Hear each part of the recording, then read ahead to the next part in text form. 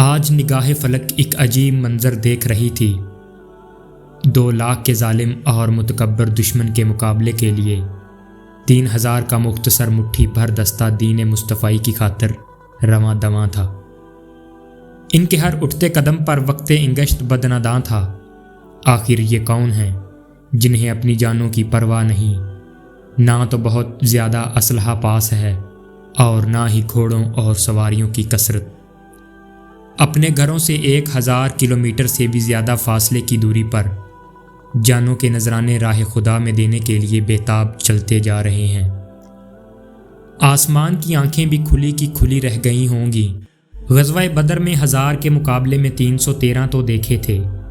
غزوہ احد میں 3000 کے مقابلے میں 700 تو دیکھے تھے۔ غزوہ خندق میں مدینہ طیبہ کے صرف 3000 مجاہدین پر 10,000 کے لشکر کو حملہ آور ہوتے تو دیکھا تھا، لیکن آج تو حد ہی ہو گئی تھی۔ ایک کے مقابلے میں 66 دشمن اور وہ بھی اسلحہ سے لیس کھڑے تھے۔ جی ہاں، یہ جنگ معطا کا منظر ہے، جہاں رومی اور عرب عیسائیوں کے 2 لاکھ کے لشکر کے ساتھ صرف 3000 مسلمان ٹکرا گئے تھے۔ یہ لوگ آخر اتنی دور کیوں آئے تھے؟ جی ہاں، اس کا ایک بہت بڑا سبب اور مقصد تھا۔ ہوائیوں کے امن و سلامتی کا پیغام دینے والے رسول جناب محمد مصطفیٰ صلی اللہ علیہ وآلہ وسلم نے حضرت حارث بن عمیر رضی اللہ تعالیٰ عنہ کو سفیر و قاصد بنا کر کیسر روم کے نام ایک خط دے کر روانہ فرمایا۔ راستے میں کیسر روم کے ایک امیر شرجیل بن عمرو غسانی نے نبی کریم صلی اللہ علیہ وآلہ وسلم کے اس قاصد کو روک کر پوچھا، کیا تم محمد صلی اللہ علیہ وآلہ وسلم کے قاصد ہو؟ انہوں نے ہاں میں جواب دیا تو اس بدبخت نے قاصد رسول کو رسیوں میں باندھ کر نہایت بے دردی کے ساتھ شہید کر دیا۔ اس حادثہ سے رسول کریم صلی اللہ علیہ وآلہ وسلم کو بہت صدمہ پہنچا۔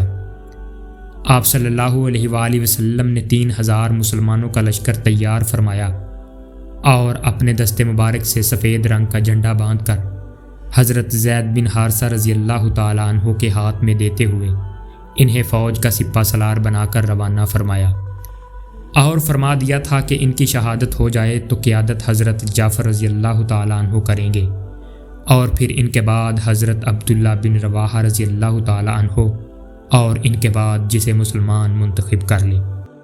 اس مٹھی بھر لشکر کو رخصت کرنے کے لیے جناب رحمت عالم صلی اللہ علیہ وآلہ وسلم خود ثنیۃ الوداع تک تشریف لے گئے اور لشکر کے سپہ سالار کو حکم دیا کہ تم ہمارے قاصد حارث بن عمیر رضی اللہ تعالیٰ عنہ کی شہادت گاہ میں جاؤ۔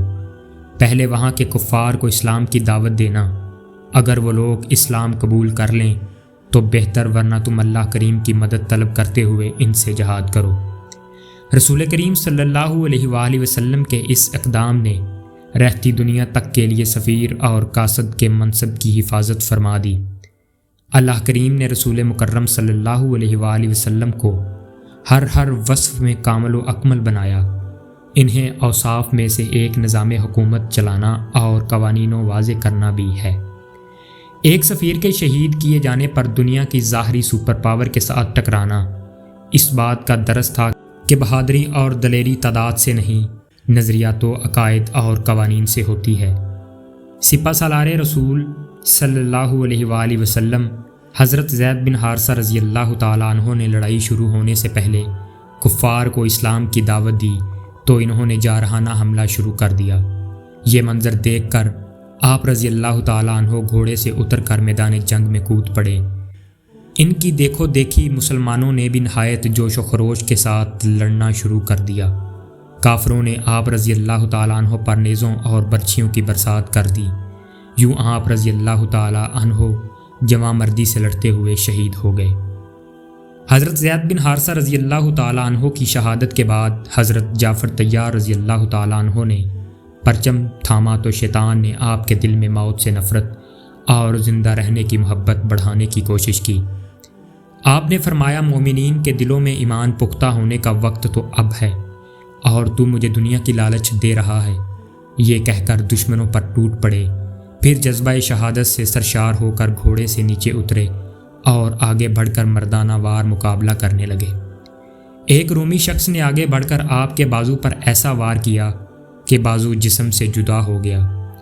آپ نے جھنڈا دوسرے ہاتھ میں لے لیا۔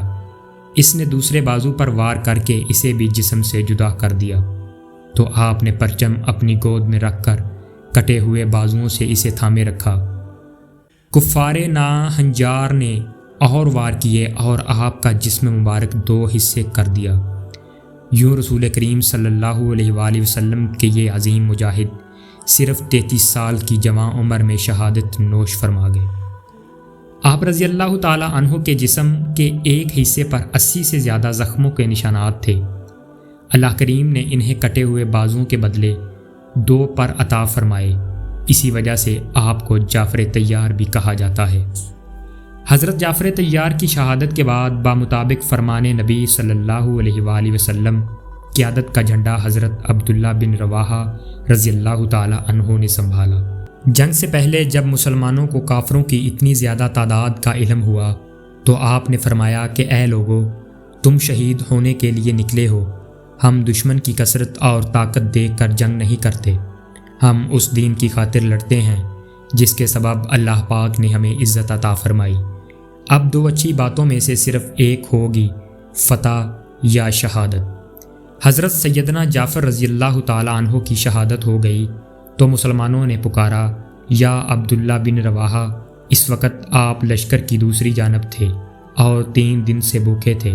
اونٹ کے گوشت کا ایک ٹکڑا کھانے کے لیے ہاتھ میں پکڑا ہی تھا کہ حضرت سیدنا جعفر رضی اللہ تعالیٰ عنہ کی شہادت کا سن کر بےتاب ہو کر اسے چھوڑ دیا اور یہ کہتے ہوئے آگے بڑھ گئے، اے عبداللہ، جعفر شہید ہو گئے اور تیرے پاس ابھی تک دنیاوی شے ہے۔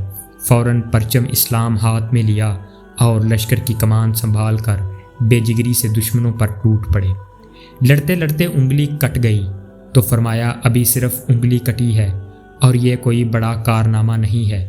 اے نفس، آگے بڑھ ورنہ موت کا فیصلہ تجھے قتل کر ڈالے گا اور تجھے ضرور موت دی جائے گی۔ پھر انتہائی دلیری اور جاں بازی کے ساتھ لڑنے لگے، بالآخر زخموں سے نڈال ہو کر زمین پر گر پڑے اور جام شہادت نوش کر گئے۔ رسول کریم صلی اللہ علیہ وآلہ وسلم نے جب مدینہ منورہ سے روانہ فرمایا تھا اور ایک کے بعد دوسرے کو قیادت کرنے کی وصیت فرمائی تھی تو وہیں ایک نعمان نام کا یہودی بھی یہ سب سن رہا تھا۔ اس نے کہا، اے ابو القاسم، اگر آپ سچے نبی ہیں تو یہ تینوں ضرور شہید ہوں گے، کیونکہ بنی اسرائیل کے نبی جب یوں کسی کا نام لیتے تھے، اگر 100 افراد کا نام بھی لے دیتے تو وہ سبھی شہید ہوتے تھے۔ چشم فلک نے دیکھا کہ رسول صادق و امین جناب سید المرسلین صلی اللہ علیہ وآلہ وسلم کی نبوت کی صداقت ایک یہودی کے کہنے سے بھی واضح ہو گئی اور یہ تینوں عظیم سپہ سالار میدان معطا میں شہید ہو گئے۔ تینوں معزز صحابہ کی شہادت کے بعد حضرت سیدنا ثابت بن ارقم رضی اللہ تعالی عنہ نے جھنڈا اٹھا لیا اور مسلمانوں کو آواز دے کر فرمایا کہ اپنے میں سے کسی کو سپہ سالار چن لو، تو مسلمانوں نے فوراً حضرت خالد بن ولید رضی اللہ تعالیٰ عنہ کو چن لیا اور لشکر کی قیادت ان کے سپرد کر دی۔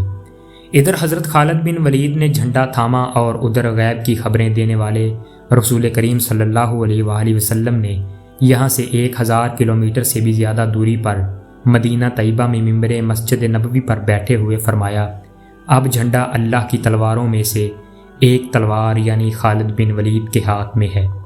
حضرت خالد بن ولید رضی اللہ تعالیٰ عنہ نے بکھرے ہوئے مسلمانوں کو جمع کیا، لشکر کی ترتیب تبدیل کرتے ہوئے دائیں بائیں اور آگے پیچھے مجاہدین کی آپس میں جگہ تبدیل کی۔ دشمن نے سمجھا شاید مسلمانوں کو مزید مدد مل گئی ہے، جس سے ان کے دلوں میں رعب بیٹھ گیا اور وہ شکست کھاتے ہوئے پیچھے ہٹنے لگے۔ مسلمانوں نے شدید لڑائی لڑی، یہاں تک کہ صرف حضرت خالد بن ولید رضی اللہ تعالیٰ عنہ کے ہاتھ میں اس دن 9 تلواریں ٹوٹی اور یہ جنگ 7 دن تک جاری رہی۔ 2 لاکھ کے مقابلے میں صرف 3000 کا لشکر 7 دن تک ڈٹا رہا اور صرف 13 مجاہدین شہید ہوئے۔